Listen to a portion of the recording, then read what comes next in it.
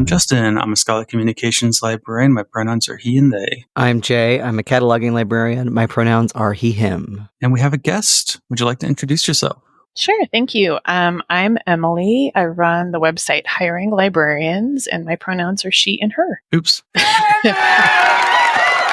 that like the Queen's music there? That was whenever we were doing legislation would come up. I'll just give it that one. Sure. I'm reordering my soundboard because I can't like manually edit it, so I have to like rebuild it, and I'm on the old one. It's too many. I have too many things. I have a question for you right away, if that's okay. Mm-hmm. Which might be rude. It's the Library Punk podcast, but the music is more drum and bass to me. Mm-hmm. Yeah, it's Library Punk. The original conceit when I came up with the idea of doing a podcast, it was punk themed. Mm-hmm. But once we actually got around to making it, and in 2021, I thought, no, I think we should do it more like a cyberpunk sense, which has kind of worked out because we've had some people on recently to talk about like cybernetics and systems of control. And I think actually, what if we came up with a theory of library punk so that we will be in the cyberpunk present, talking about all the ways that, Relics surveils us and the interactions of that with general surveillance in libraries or data collection, that sort of thing. So it worked out. Yeah. All right. The theory of library punk. I look forward to it. Yeah. One day when we make the inevitable podcast book or something, which all the nerd podcasts do, and they're like, oh yeah, we're gonna make a big bumper book, the Horror Vanguard, Précis. Anyway, so thanks, Emily, for coming on.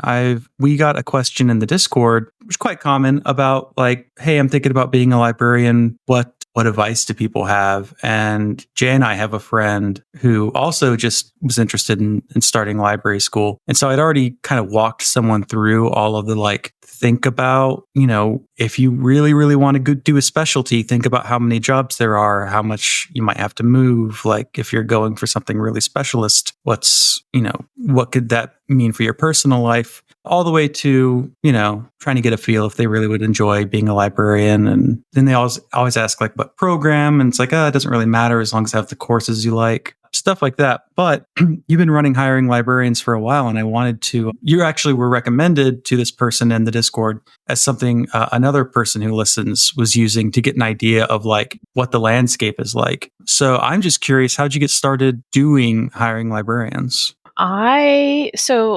Hiring Librarians has run in two chunks. I started it right after I finished library school. I finished in 2011, and then I started it in 2012, and I ran it for about 4 years, and then I stopped, and then I started again in 2021. And I started it the first time because I had graduated library school, and I had been a person who had very little library experience. Like I was working in a museum library as a library assistant, but I had been doing that for that was my internship in library school, and I had been doing that for like 5 months. And then I graduated, and I was trying to look in public libraries and academic libraries, and I was just very confused. I had come from working in grocery stores, and I had hired people even in grocery stores, but it's a totally different landscape. So at that time, like all of the ideas that were in my head from library school were like, that was when like we were talking about, is Wikipedia okay? Like, can people use Wikipedia? What does authority mean? That's when library students were really being advised to have an online presence. I went to SJSU. We did unit in Second Life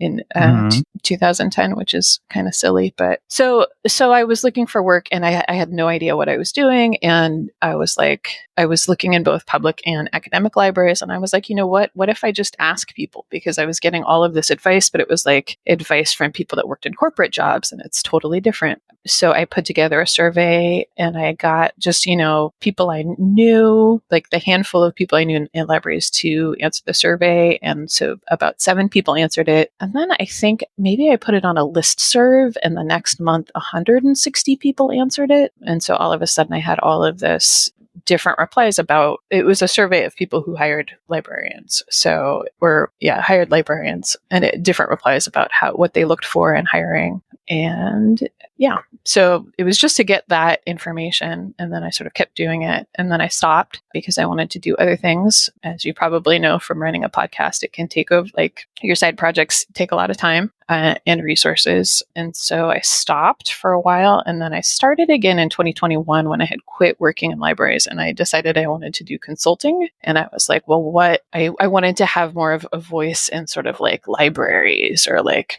more of how could I speak to a lot of people? And I looked at the Hiring Librarians Twitter account and it had 5,000 followers. And I was like, okay, well, we'll start hiring librarians again and see how that goes. Yeah. So that is my story. How has it gone since you started it back up in 2021?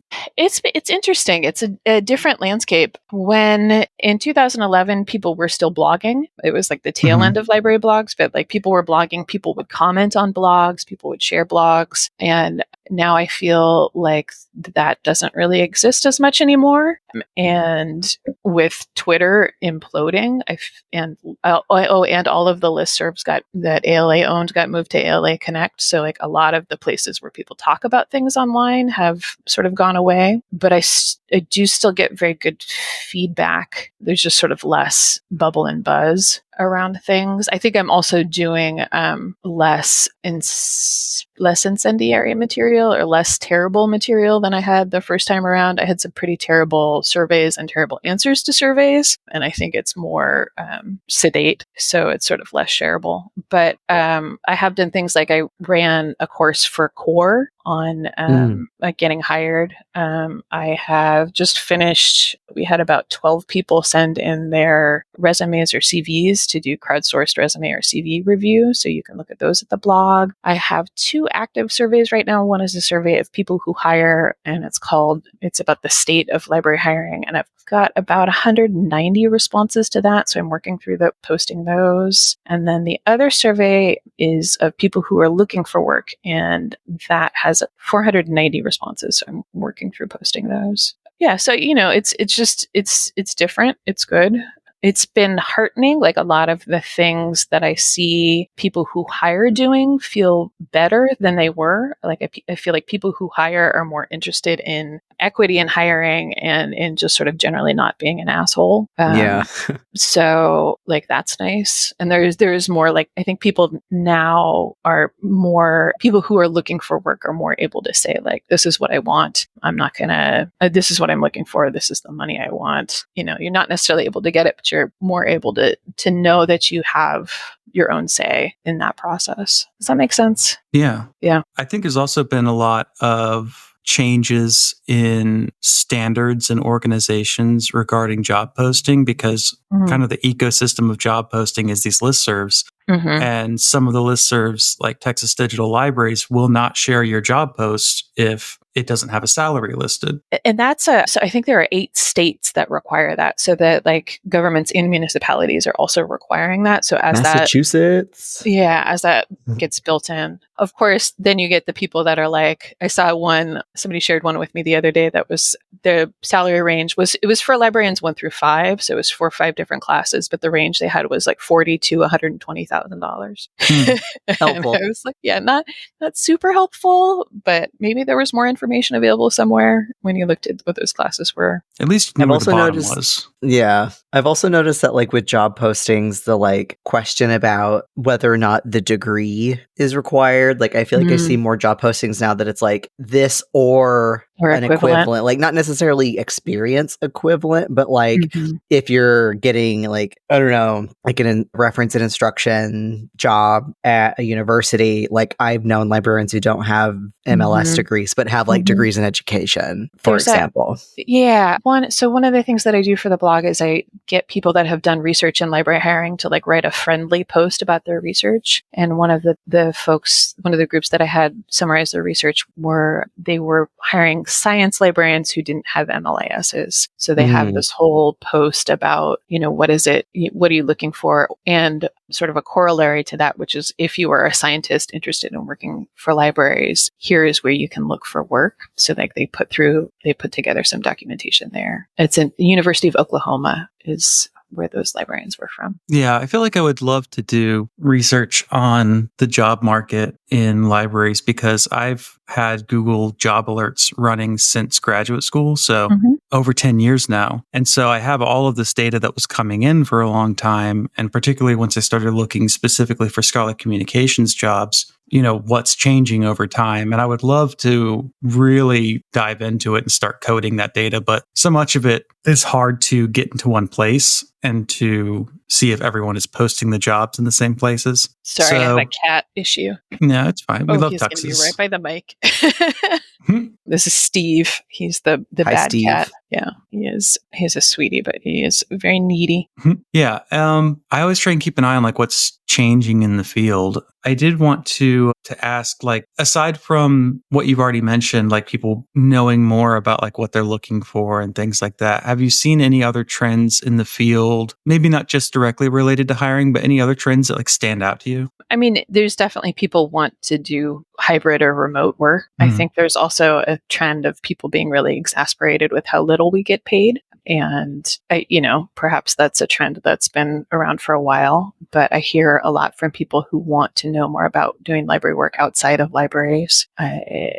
What else? I wrote a few down. I have to confess, this is like my bedtime. So you're getting, if I put my head down on my desk and take a little nap, like just carry on without me. Yeah, I think one of the trends that's a hiring related trend that's very specific is I think people are interested in doing things like providing questions ahead of time. So providing interview questions in advance can be something that makes interviewing more accessible to people with neurodivergence, but is also something that is kind and helpful for everyone. Like, imagine if instead of wondering what you were going to be asked in the interview, you knew the questions a week in advance and you could work on them or not work on them as you wished. So that I see more people doing that, more sort of remote interviews. So I think there are a lot of things that are COVID related. So the idea that for an academic library, you don't come in for the full day of interviews. I think fewer people are doing things that are social because of the potential during social time, like dinners, for bias to creep in. I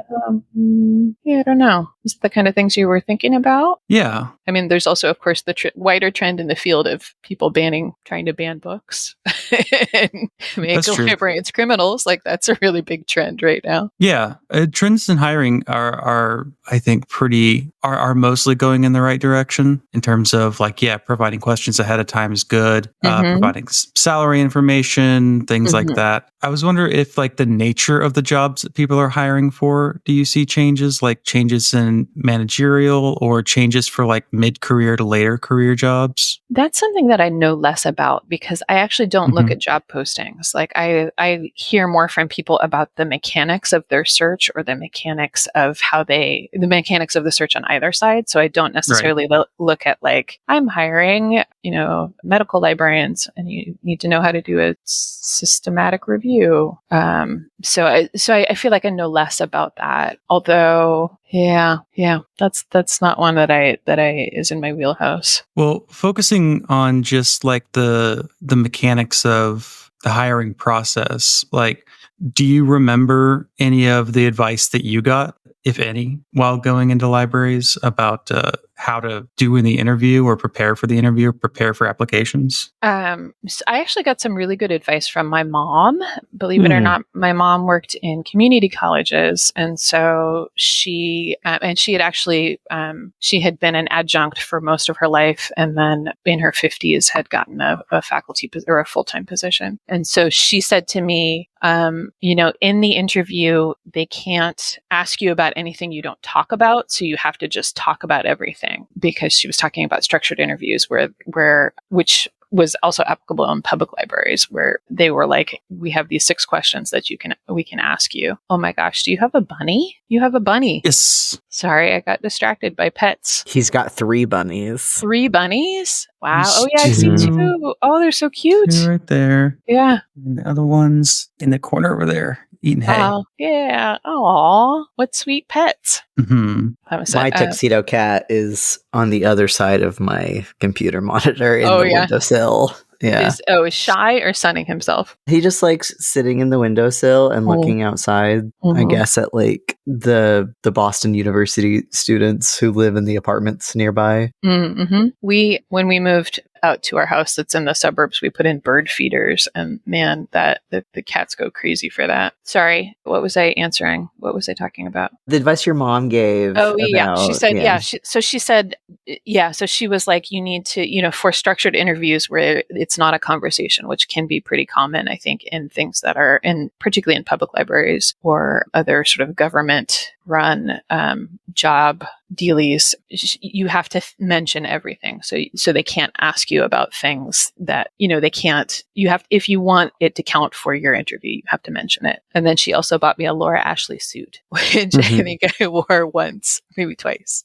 Yeah, it's a good point because usually for equity and fairness, you have to plan the questions ahead and give everyone the same questions, but you have some wiggle room with follow-up questions. So if the person just keeps bringing up stuff, you can say, hey, you mentioned that. Can you tell me more about it? I think she was, right. And you may, but also in some public libraries, the first interview is like an oral exam kind of. So you have 6 questions and the interviewers cannot ask follow-up questions. So this was true for the public libraries that I applied for in California. You would walk in, they would slide a piece of paper across to you with the questions. They would go through the questions in order. They would often not make any face, like they would keep their faces very calm, and they would write notes, and you would answer each of the 6 questions within your allotted 30 minutes or generally 30 minutes, and then you would leave. And that was the first round. So that was to get you on the list. So they would then score all of the people that they interviewed, and then you would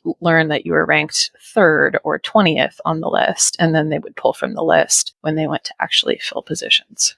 I feel like Seattle Public does something like that. Like they you apply to like be a part of a pool that they'll then, because I remember when I was in grad school, they came to like talk about like, hey, do you want to get in the pool or whatever? This to me is like one of the reasons why I started the blog, is because it's confusing. Like there are civil service lists, right? If you're applying for a public library position, you're probably going to have to get on a civil service list, and you'll get a letter from like an HR office that's not really going to talk to you very much, and it'll say you're number 7. So you don't know what that means. Often it means like they'll do something, which I probably am going to explain incorrectly, called the rule of 3, where they will call people in 3s. So if they have 3 openings, they'll call the first people on the list for the 3 opening. Then the second 3 people will get called because there's a second opening. And then the third 3 people will get called because there's a 3rd opening. So they'll pull from the pool of 9 to fill those 3 openings, even though you might be 20th. So if you're 10th on the list, you don't get an interview, but if you're 8th, you do, or 9th, you do. It's super confusing. Like who knows about those things? Or if you want to work for a state library, you have to be on a civil service list, and each one is slightly different. So you might have to do as little as sending in your resume and cover letter, or you might go in for the interview, or you might answer supplementary questions. So there's different processes for all different civil service lists. Yeah, like I recently made the switch from academic to public libraries. Congratulations. How do you like it? And I actually really enjoy it. I'm quite glad to be out of academia. And the public library where I work that I will not name. But with them, it was like the application process was so weird because like it was all through like the city's job portal website, and you could apply to multiple jobs at the same time. But you could only upload your CV or your resume. So you couldn't actually upload cover letters. Like, I guess if you wanted to make it part of your resume, but then how do you account for because I applied to just everything I thought I might be remotely qualified for because I was trying to get the hell out of my other job. Sure. And I was like, well, if it's this easy to just be like, I want to apply to that one too, then I'm going to do it. But I was like, I felt like naked because I'm so used to like academic, like page and a half, like cover letters. I'm like, what the hell is going on? And it was just like a really weird process of applying to jobs. I was not used to it. And I think like this is another thing that I feel like I really learned from the blog is like everything is different, right? Like, you can't just say this is how you get hired in a library, because each library type is different. Academic libraries and public libraries are very different. And then library to library, like there's no standard. You know what I mean? There's no like, this is how we all do a library interview. Yeah, so, like for some smaller public libraries in the area that were putting out searches for directors. And in my previous job, I was a library director. I was a solo librarian. It's not that special. But I was technically a library director, so I was looking at other ones. And they were all like, all of the postings were done by companies because they hired external companies to do the search.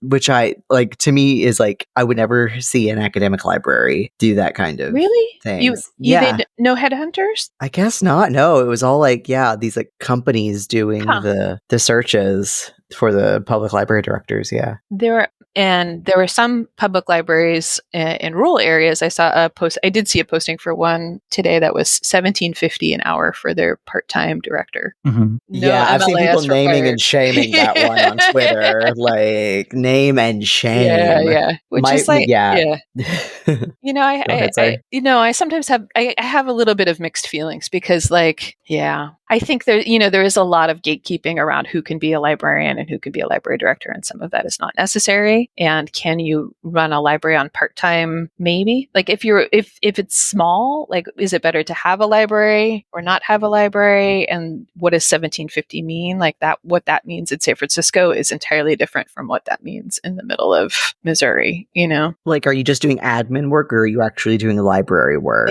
Yeah. You know?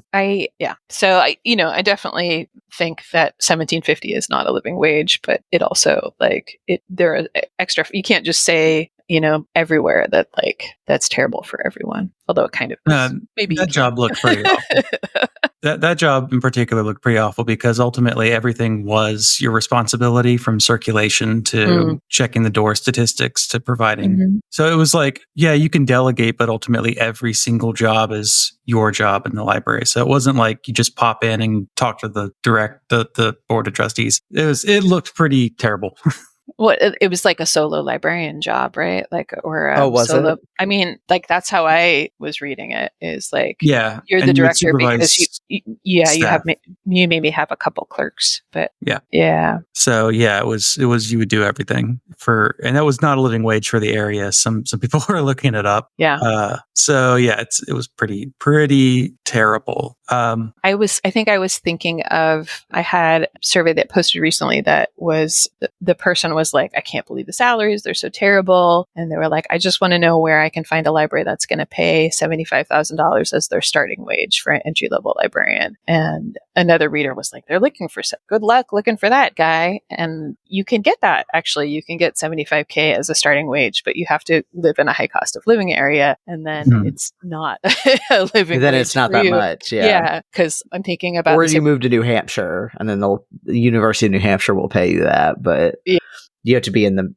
New Hampshire. So that's right off. Yeah, I definitely have to do a lot of math when I look at salaries at other places that I apply to, because where I live is very low cost of living. And so my salary is actually quite good. But so if, there was one that was paying $50,000 more a year than my current position, but I still had to be like, but what's the cost of living? Because where I live is extremely low cost of living. Yeah. And there's I don't know if you want to, you do links, right? On on a page somewhere. There's the MIT cost of living calculator that's pretty useful. Yeah, I saw that. Yeah. I love the MIT cost of living calculator. I've used that since grad school when I was job hunting.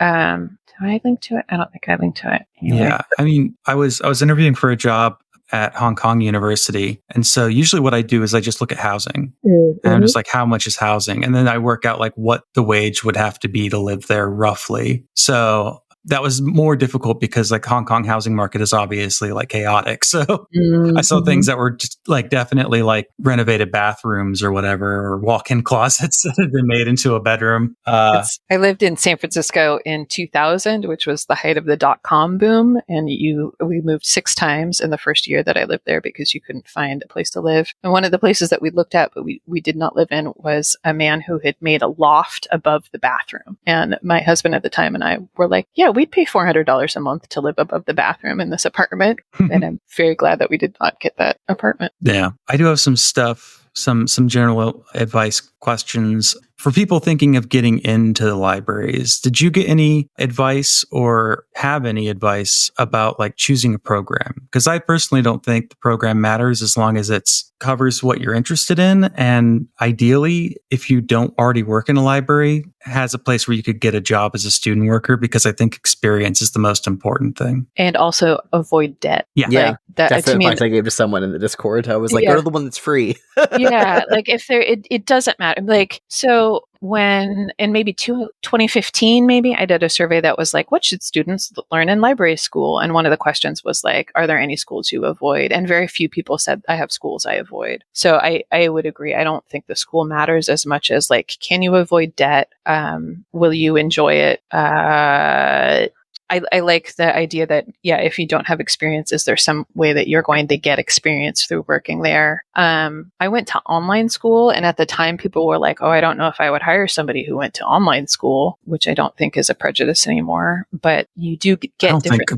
I don't think there are that many fully in-person programs. Yeah. Or MLS anymore. Yeah, it's like Illinois, Washington, and all of those have online programs. Like I went to UIUC, like I was there 2015 through 2017, and like I was an on-campus student, and still most of my classes were online because if there was only one section of a course and they wanted the online students to be able to take it too, just the on-campus students also took the online version instead of like an on-campus version of it. So most of my classes were online anyway, even though I was an on-campus student. Basically, I just had a student job working in the library and then took a lot of online classes at the same time. Yeah, that's what I did too. I had like 2 hybrid courses. Yeah. I think like those things that you get from an in-person school, so working in a library and also like making friends with people that work in libraries is important. Like networking is really, really useful. And the more that you can, you don't have to be a super schmooze, but the more that you can just talk to other people that work in libraries, the better off you will be. There was a person on Twitter, it's last year. So I have a section on my website called resources, and one of the topics is picking a library school. And there's somebody who on Reddit put together a spreadsheet of online MLIS costs and areas of emphasis. So this is from 2023. So I've got a link to that which I think is useful just to see it all in one place if you have that kind of mind. Yeah, I know. I don't know if it's still on there just because I haven't looked, obviously, in like years. But ALA used to also have like a filter for like area of specialty for schools, but I don't know how accurate it ever was.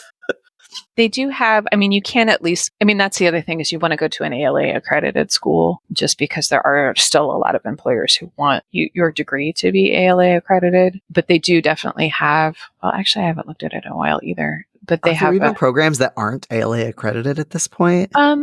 There are like if you went to like an iSchool somewhere, like getting an information degree, you might think, or if you go to something that's international, I think there probably are unaccredited. There are also schools that lose their I'm not going to say it right. Their accreditation. It's like trying to say accompaniment. Like I can never get that one right. Yeah, accompany. I can do that one. Accompany. Haha, I can do that one. Yeah, or accreditation. I think that's how you say it. There are schools like you have to maintain your accreditation. So if you went to a school and it lost it, you might be in trouble. But I think often they comp people, or if you start and are accredited, you get to finish and are accredited. Yeah, this is something I did some research on for a paper in library school, which is programs that were intentionally not becoming ALA accredited because they were focused on highly recruiting men, highly recruiting for non-library jobs. So they were information science degrees that did not want library in their name. And this was also around the time where some programs were removing library from their name because they said, oh, people who go to programs that don't have the library word in it are making more money, not looking at the fact that those programs were all attended by men who would account for the pay gap. Oh, that's really interesting. I do have one friend, UC Berkeley had a I think their iSchool doesn't teach library stuff anymore, but they had an iSchool with, I had a librarian friend who had gone to, it wasn't an iSchool at the time, it was before iSchools existed. So it was like an information school or whatever. And she could only work at the one. So this was in the Bay Area, and the city of Hayward, they did not require their librarians to have an ALA accredited degree. So she was stuck in her position because she couldn't go anywhere else in the area because they all wanted the accreditation. Yeah. I have always kind of felt, because we've kind of avoided talking about like MLS degree, like, is it worth it? Is it not? How should it change? Because there's like a lot of pitfalls in this discussion. Like step one, abolish capitalism. Then we can go from there, you know? Yeah. Well, there's a lot of pitfalls in terms of like accidentally saying something that you might realize like, oh, that was kind of a classist assumption that was built in that I hadn't realized. And like all kinds of things of like, oh, if we abolish the MLS, then what would be the effect? If we keep it, what's the effect? But at least for experience, I've always felt like experience is just so necessary to get any position, to get your foot in the door anywhere, which is wild because it creates a regress problem. Like, well, how do you get the experience to get the experience? And there was that terrible, 2 years experience required. Well, where the hell do I get the 2 years? Because everyone entry-level job requires 2 years experience. So, I worked through my entire MLS program. So that was 2 years part-time experience. So I was doing better than most. Yeah, me too. In the responses and stuff that you get to the surveys, how does experience come up, and what are the different ways experience gets mentioned by hiring managers? Yeah, well, I was thinking more the people who are looking for work are there. I hear from a lot of people who are upset because there aren't entry level jobs, and are people who maybe went to library school and didn't have any library experience, or even have paraprofessional experience and feel like that doesn't get counted. And I'm using the word paraprofessional with a caveat because it's a problematic word. Yeah. And I think I have heard from people who hire that they are worried that there isn't a good enough entry into the profession for people. Like I have heard recently that people are getting smaller pools, so they're getting fewer qualified people applying. But I don't have any sort of backup for that. And I hear from people who say we're getting fewer qualified pools because we don't have this good way to shepherd people into the profession because we're asking for 2 years experience or not. And I wonder if part of that is because of like all of the programs moving online and not providing graduate assistantships. Yeah. Go ahead. No, you go ahead. I mean, like I was lucky enough that like my undergrad student job was also in a library. That's what made me want to be a librarian, was like I got a job working in the music library, and I was like, hey, I kind of like this. I think I want to be a librarian. How the hell do I do that? And my boss like walked me through the process, took me out for lunch and a drink, and was like, why do you want to be a librarian? There is a wrong answer. And we should say, right? And the wrong answer is because I like books, which seems really like a really kind of a jerk thing, right? Like you have all of these people who love books, and you're like, well, sorry, the one career that you think is perfect for you is not. Unless you are like a rare, like maybe rare books or like book historian, like that kind of thing. Yeah.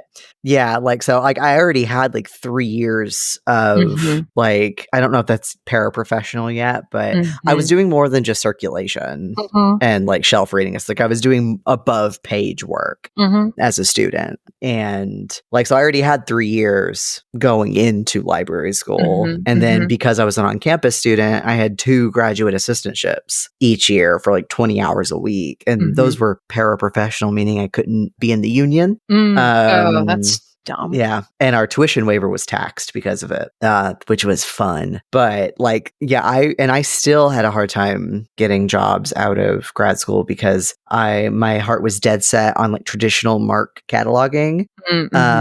And because my graduate assistantship was in reference and I didn't have a lot of actual cataloging experience, catalogers are like, oh, you haven't done batch loads in this very specific ILS. We're not going to hire you because there's no way you could learn that on the job on your first day. You haven't used WeWo? Dude, it's literally on Boopy. Just go on Gmo and upload the files. Dude, it's on Crankco. It's on Weebop. It's literally in Weebop. Go on Weebop. Yeah. Primo Explodo, like. Primo Explodo. Yeah. Like, that was like one interesting thing about my current job, and that the way that this wasn't part of like the experience of like hiring me, but like when they decided which step in the salary grade to give me, they said, give us a different resume. And on this one, put every single thing that you of experience that you think might count to show what you can do, even if it's like when you were in high school. Because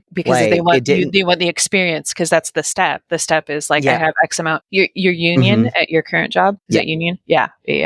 And so I was like, okay, here's my grad school practicum. Yeah, Here's like my undergrad job where I did a little bit of classification work. Like, I think that got me a salary. Let me tell you what. I was like, ooh, I'm not negotiating this. This is great. I think that's an interesting tip. That's a hidden tip, is like you think about, for some jobs, like the salary is not negotiable because it's stepped, right? So like the salary for level 1 is X, but it is negotiable because you can do things like say, well, look at all of this experience I have, and you want to go in at the highest step possible because that, that's the money, man. Although, and then at some point you hit the last step and there are no more increases.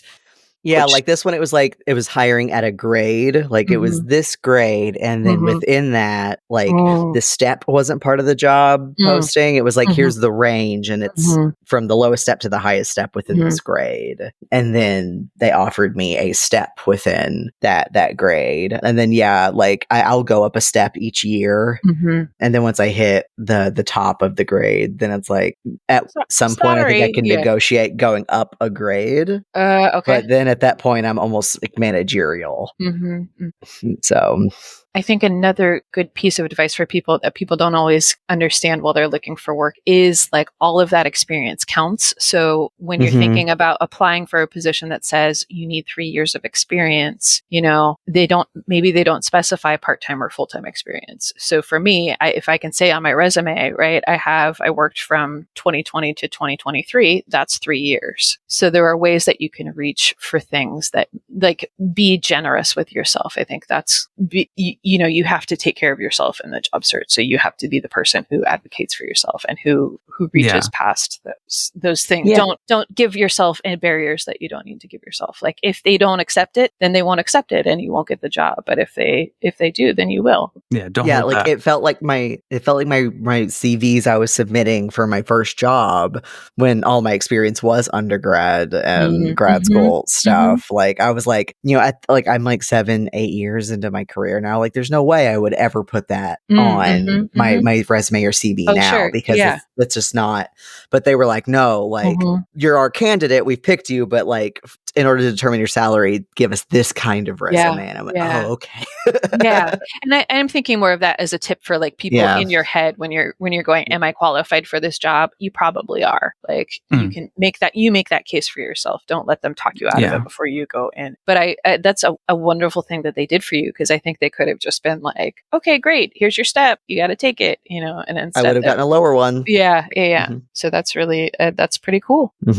I think probably the last time I was unemployed for a long period of time after getting laid off, that was when I think something kind of broke in my brain, because I was writing all these applications and I realized no one else is going to advocate for me. And so that's when I decided I was God's gift to librarianship. And that the only thing I should do is talk about how great I am, because like who else is going to do it? It's up to them to decide I'm not good enough. Right. So, and I meet so many people who are like, I don't know, am I qualified for this? I'm like, yeah, you are. If you can look at it and ask yourself that question, you're probably qualified. And if not, like find a way to make yourself look qualified. But yeah, like you mentioned, if they don't specify part-time, I was definitely trying to sneak my part-time as full-time right out of grad school, but they weren't having that. It was 2 years full-time equivalent. So it was, and I hate that. That was terrible. Yeah. I think there are also things like, so another thing people often ask about is like how I want to transfer, they want to do what Jay did. They want to transfer from academic libraries to public libraries. And for that, it's, you have to tell them how you know you can do their job, right? Like you have to say like, this is my experience. And you can't just say my experience is with X, Y, and Z. You have to translate X, Y, and Z into whatever they've asked for. Yeah. So like you have to do that crosswalk for them. There are people that, there are people who hire who know and who are looking for stuff like that, but it's rarer than people who need their handheld understanding that you're qualified for a job. Yeah, like one thing, and this was actually a tip Justin gave me, and during when not this most recent job search, but the one before it, was to like in the cover letter say, not just this is the things that I've done and how I'm qualified, but these are ideas I have about like what I could bring to this job. Like, oh, I have this idea about what could happen, or this is how I would shape it, or this is a plan I would have, or whatever, especially if it's like higher level job where you have to come up with shit all the time. Which I think like that can be the fun part of job hunting, right? That's the fun part, to be able to imagine like, well, what would I do there? And to be able to share that with somebody else. But it's also can be the heartbreaking part, because once you've imagined yourself in that job and then you don't get it for whatever reason, which probably is just luck, then that part of you gets real sad. Yeah. A lot of it is luck too. And actually, it's interesting that you mentioned hiring managers saying they feel like there's not a good ramp in, because I was just hiring a librarian, and the position, because of where I am, we only expect people to be fresh out of graduate school or to not have had a librarian rank position before. And all of our candidates did not have librarian rank positions before. But there was one candidate who was much more experienced because they worked at a different part of the university. And there was another candidate who had only he had very impressive series of internships and he looked very young in his CV. And I thought, I need to give this guy an interview just so he gets an interview, because he just needs the experience, kind of just as let's get these new librarians up there. Let's get them the job interviewing experience. And then he came in and he did a great interview. And the more experienced person, I realized, had a whole sort of thing that they were going to bring to the job that I would have to undo a lot of training they had gotten in that job for compliance stuff. And I realized I'm going to have to train both these people equally. Now they're kind of on a 50-50 scale. On this person, I just gave them an interview mostly as a professional courtesy so that they get experience. And then that was the person I ended up hiring. And so I think some of that problem is people just not taking a chance and going well, let's not bring this person in. We don't want to waste their time. It's like, you don't know I didn't know that would happen. I really was surprised by that outcome. Or waste your time. It's just because the process of hiring, it takes a lot of time and energy for, I think, everybody involved. It takes time for the people that are hiring as well. So to be willing to take a chance, you got to have a little gumption. I will say all of my jobs, except my first one out of grad school, were people taking chances on me. My first job was a residency, and that was great, but still not the perfect type of experience to get the jobs I wanted. And my job after that was metadata and discovery. And I had never done discovery stuff before, right? And I was honest about that, and they hired me anyway, because it's someone gave me the tip. It's you do have experience with discovery layers as a patron and as a librarian doing instruction with one, just so you know how the back end influences the front end and all that. And I was like, oh, okay. So just spin when you don't have experience, spin it so that you do. And that flipped something in me. And my previous job, I was the solo librarian at a music library. I do not have a music degree. I just had to prove I knew something about music. And they were like, okay. So what song did you sing for your interview? Happy birthday. No. Oh wow. Yeah, no. Yeah, I was watching one of the drag races last night, and that's what one of the queens did for her talent, was she did a joke routine to singing happy birthday. It was kind of funny. And in this position, I'm actually doing traditional cataloging. Finally, the job that I went to grad school for, right? I finally have it. And I've not actually done any MARC cataloging in my jobs primarily. I did a little bit in my last one just because I was a solo librarian. And I was like, yeah, I know how to do the cataloging. I just haven't done it consistently. And I was honest about that. And they hired me for this position anyway. And they're like, we're expecting you to make some mistakes and let us know if you need a refresher course or something. Tomorrow I have to submit 5 records that I've done. That's and I'm great. like, all right, I hope these are okay.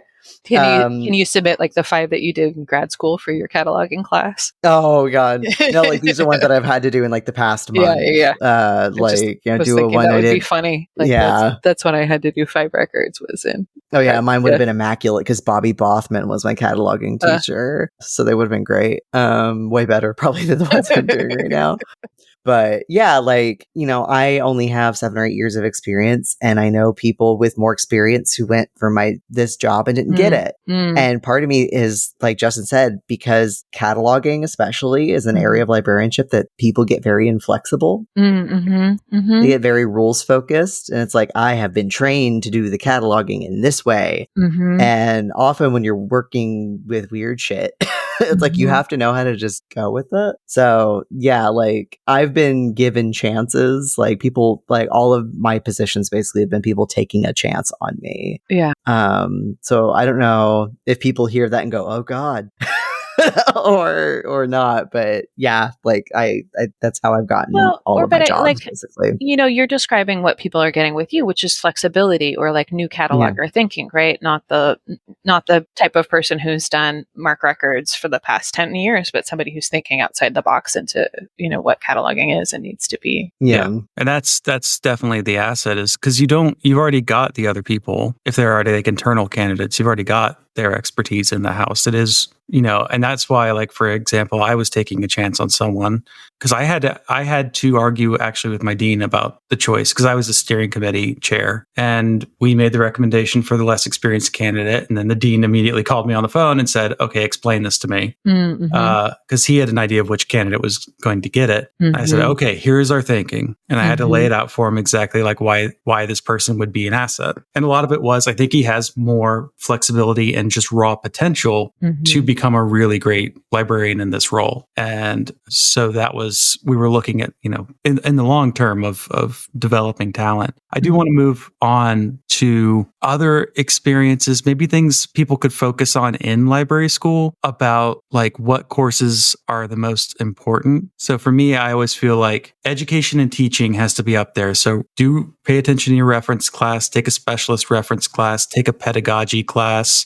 like that's like education focused. And then if you've never taken a public speaking class or can't speak publicly very well, do it then, because the longer you wait, because once you do a public speaking class, that stays in your head and you get better at it over time because you learn little tricks and stuff to practice.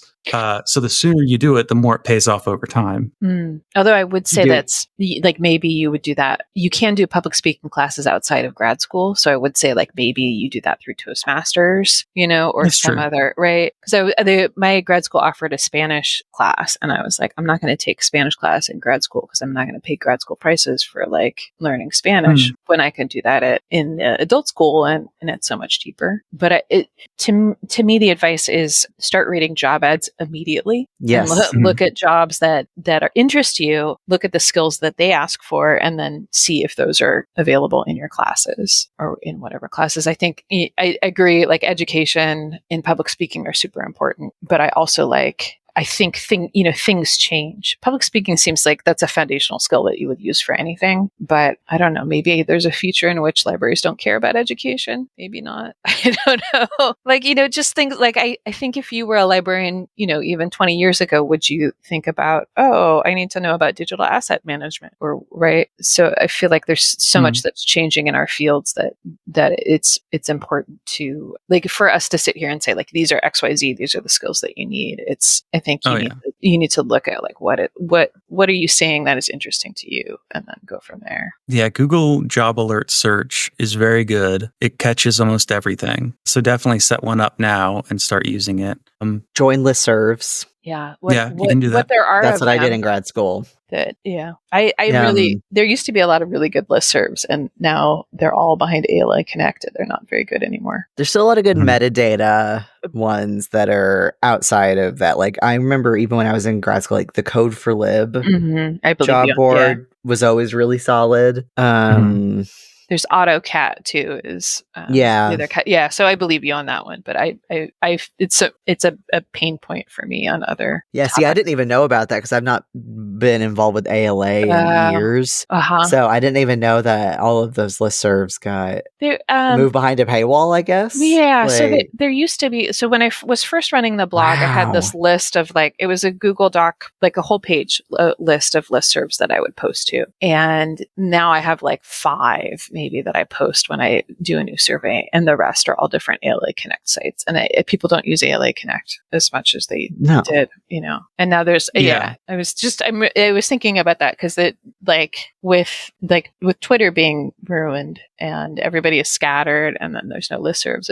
It's really hard right now, I think, to like the online library discourse is in a sad state. Yeah, it's in a really bad state. The ALA Connect ones, you don't have to be an ALA member to get in them. You just have to sign up for a free Connect account and get in there. And a lot of people didn't when they migrated over. And there's also some are behind a paywall. Like, for example, I used to post to the new member roundtable listserv, and that wasn't behind a paywall. But now you have to be a member of the new member roundtable. If it's like a roundtable, Oh, okay, the Skullcom one, for example, isn't. Yeah, so some of them you don't have to be a member, but others, like, they don't want you on there unless you're giving them your extra $30 or whatever. Yeah, I think there are a couple larger Discord channels, servers that people are hanging out in, and some smaller ones that didn't really take off. But I'm definitely one for like, what's the O'Neill community for negotiations. For negotiations with vendors. That one's not super active, but I could see it becoming super active if people got in there. And then there's one for like Skullcom people. ALA is only like $50 a year when you're a grad student. And so if you want to be a part of these roundtables and stuff, some of those are free when you're a student, I think. Oh, that would be an advice to students is to, join and then get on a committee. Yeah, I was on a committee in grad school. Yeah. But you can find easy ones that you just have to go to a meeting. Like it doesn't have to be your whole life, but get on a committee because that looks good on your resume, and then you will meet people who you can network with. Yeah, Rainbow Roundtable, I think is what they're calling it now. That's the one I was on. Anything with like social responsibilities roundtable probably would be fun. But yeah, join ALA as a student. That's what I did, and do it while it's cheap while you're a student. So take advantage of it. And I think, like, I remember being really intimidated because it's such a big organization, and so you don't like know, what's interesting, where do I belong, how do things work? But I think a lot of people feel that way, and also many librarians are nice and will tell you, so you can ask. It's okay to be ignorant when you're starting out. Yeah, like so many of my like friends who are librarians I met before I was even in grad school, because when I decided I wanted to be a librarian, like I found library Twitter, as well as library Tumblr. That's how me and Justin met. Was library Tumblr. But yeah, like there are so many catalogers I met on library Twitter who have been in my sort of extended network, before I was even in grad school, because I just sought them out and was like, hi, I'm new and I want to be a librarian, and I'm forcing myself into your life now.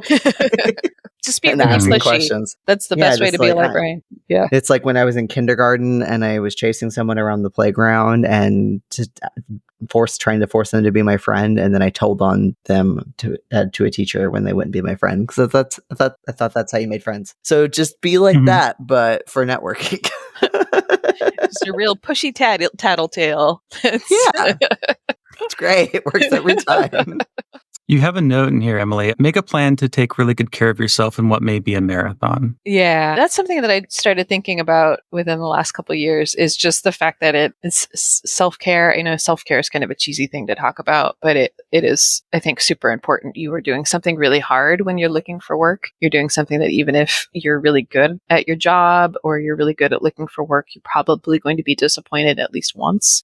So I think it's really helpful if you can make some sort of self-care plan. And there are any number of things that could be on that plan. It could be just like, I'm only going to look at jobs from 5 to 7 on Saturdays, or it could be like, I'm going to get a pedicure every week, or it could be like, my friends from librarian school and I are going to have a monthly Zoom in which we talk about how much it sucks to look for work. But, building those things in to know that you are doing something hard and it's okay to feel sad and bad and mad. We sort of talked about that earlier. Like you have to advocate for yourself. You have to take care of yourself. No one else is going to do that for you right now. I think that's pretty important. Mm-hmm.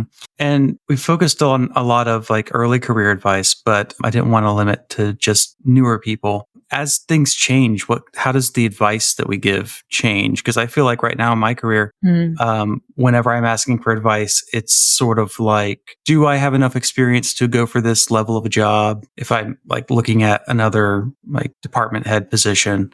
And, it feels like I ask more political questions rather than like, I guess some questions like, should my cover letter be 1 page or 2 page at this point? How long should the CV get? That kind of thing. Like, how have you noticed that like the advice you give changes? I mean, it is different. Like, I think if you get to mid-career, it's likely that you will have sat on hiring committees, either being in charge of them or as a member. So you know more about the nuts and bolts of how it works. I think the questions when you get to mid-career or later career are, you have more people that you can talk to. So there are fewer like questions, but there are still the things that maybe you feel like you should know that you don't. So maybe you feel like you should know whether or not your cover letter should be 1 or 2 pages. So again, I think there's no shame in asking those dumb questions. And they're not dumb questions, but asking those questions that you feel you should know. But also more of the questions I think are about how their quality of life questions, right? They maybe have nothing to do with the job. They're like, do I want to move right now? Does my pension transfer? I have tenure. Should I move somewhere else even though I have tenure? I think there can be a veil of mystery when you're stepping from like a mid-career position and like you want to become a director or a dean. People sometimes don't know how that works. So I did have a recent question that was asking for advice around that. And I could not tell you what the advice was, but it's on the blog somewhere if you want to search for it. Yeah. I think the other nice thing about being mid-career or having a job and searching for a job is that it can be tiring because you're working and also doing the second job of looking for work, but you're coming more from a position of power. And especially if you already have a job that's okay or that you like, and you're just looking for something that's maybe better, then that can be really helpful. And my advice then would be like, keep an eye out as much as you can. So even if you're happy in your current position, like keep looking at those job ads. Oh, yeah. Yeah. I never turn those off. Just keep them coming in, keep those alerts going. Because it just tells you kind of like what to put on your CV. Oh, I need to get some experience doing this. I could get some experience doing that. Yeah. Yeah. And also like it's okay to apply for things that you're not sure that you want. Like you can decide. I think sometimes people are like, oh, I'm not going to apply for that job because I won't take it. And I'm like, well, you haven't even been offered the job yet. So why don't you go through the process and see if they offer you the job and then go from there? Yeah. Because like everything, interviewing is a skill, and the only way you can get better is by practicing. So you've got to do it.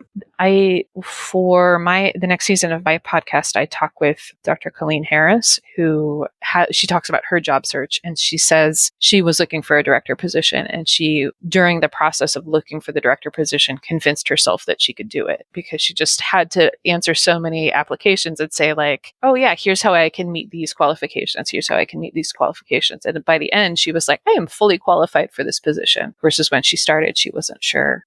So I think that could be a useful part of the process. All right. You've got a final question for us. What question should Emily ask people who hire library workers this month? So once a month, I ask a question to a group of folks who hire library workers, a group of 27 folks in different library types, and one non-library. I also ask the question on social media. So let me pull that up. Further questions. So is it questions like, do libraries consider the impact of their choice? So this is us asking hiring managers. Yeah. So this is a group of 27 people who hire library workers. I ask all kinds of questions. So I ask like, how many pages should a cover letter be? But I also, the most recent one that's publishing this Friday is, how do you know it's time to leave a job? So it could be sort of anything that you want to ask a big group of people who hire. Like, what do you think would be interesting to know about people's opinions? Yeah. I keep getting stuck on like early career questions. So like, how do you fairly evaluate new MLIS graduates who haven't been able to demonstrate what they're capable of yet? So how do you give them a fair shot? I feel like I can do that, but I would love to know how people give that answer. I think also I can do that simply because we have fewer candidates because of where I am. And so even if I pull in 3 candidates, that might be like all of our candidates that made it through the first round of interviews. I like that question. I'm taking notes. Yeah. Or something that I was thinking about during my most recent job search was like, I mean, because I always do the thing where I was like, I put my Twitter on private and everything and all that. But like my Instagram's not private. And like, I'm sure there are librarians in my network who are like at the places I'm applying at or something, right? Like, who knows? Like maybe the person who's on my hiring committee is one of my Twitter mutuals or something, or listens to this podcast. And like, I'm a very politically active person, especially regarding things like Palestine and stuff, right? And I'm always sort of curious, like my outside of library work stuff, like, I don't want to work at a place where that's going to bite me in the ass, but, there are certain things where it will absolutely, there's a risk of it biting you in the ass. So I guess like, when they do their cursory social media search, like how seriously do they actually take that? That was actually my most recent question was, when you're hiring, do you look at a candidate's social media? And most of the answers I got were no, and just sort of no, like no other explanation. Nope. And some people were like, nope, my university doesn't allow it. So I don't know. This was most of the no answers I saw, the just no's were on Twitter. So I don't know if people were saying no because that's the legal answer they have to provide. But I think many people are not. Yeah, many people are not. Someone says, didn't even cross my mind. Nope, I don't think I'm allowed, but I don't. But they did say that they would check things like, so if you included a link in your resume, so they would look at your work if you included samples of your work. So if you had been like, Jay, check out my Twitter and my views on Palestine, then they would have been allowed to click in. I definitely had links to my GitHub in my CV. Yeah. But sorry, Steve is back. And then I guess because so one thing I noticed about the place where I currently work is that a lot of the catalogers are from academic libraries originally, but we're all in public libraries now. And I guess like one thing I've always heard is like moving from one sector to the other is like kind of hard, especially going public to academic. I've heard is the really hard jump. Yeah. But like I'm assuming it's hard in either direction. So do you like ever ask about that or get questions about that? I have. I don't know if I've asked about that recently. I definitely get a lot of questions about that from people that are looking for work. And a lot of the things that I say nowadays about crosswalking what you do have to do with things that I've heard from people who hire. Like you have to make the connections. Like I did this in academic libraries and it's exactly like this skill that you use in public libraries or vice versa. I agree with you that I think it's harder to go from public to academic. And I think a large part of that is just the scholarship expectations. Because you don't have that expectation. And there's also, I think there's a little bit of rivalry where academic librarians don't think public librarians are as smart or as, I don't know, there's a little bit of a bias there, I think. I say that as a public librarian or a former public librarian. But I don't know how much of that actually exists and how much of it is sort of, everyone kind of assumes. It's kind of hard to tell. I think that I know plenty of like tech services public librarians who do scholarship. Yeah. But it's not the time. Well, and I guess, more and more, there are plenty of academic librarians that are more faculty, that are not faculty status, that are maybe don't have the scholarship expectations. But there isn't time made for it in the public library, right? Like theoretically, you have time carved out of your day in an academic library for doing your scholarship, if it's an expectation. Yeah. Versus in the public library, you do that like on your own time. I don't know. Okay. Is there anything you want us to share in the notes when this comes out? So I've got the Hiring Librarians Twitter. Do you want me to link to your website? Yeah, the site's probably the best place to link to. I'm on Blue Sky too. I don't know, maybe a Blue Sky. I am on all the social media sites and I hate it. So maybe just you can link to whatever you want. We have a Blue Sky. Yeah. We Yes, we want to do. use it more, I think. I have a Blue Sky, and then I'm on Mastodon on Glamour. That's yeah. But then I'm also like, the blog will just auto post to like Threads too. So it auto posts to Threads and to Facebook and like a bunch of other places. I still have a Tumblr actually, which I never check. Yeah, I think our stuff is regularly auto posting to the Tumblr, but because it's a sub blog, sometimes I think it gets a little confused. But okay, Because they get posted to your personal one too. Yeah, I think it has to do it that way. I think it auto posts to mine and then reblogs it to the sub Tumblr. That's funny. I think that's why it does it that way. I'm not sure though. Okay, then this has been great. Hopefully people will find this helpful, particularly people in the Discord who are asking, and it should be out relatively soon. I also really like to hear from people. So like, part of my, I was going to say disgust with social media, but disappointment in social media right now is like, I don't hear as much from people about what they think or what they want to know or what they're dealing with. So my email is up on the blog, or it's hiringlibrarians@gmail.com. So you're welcome to contact me and we'll chat. Great. Yeah, do that. Good night.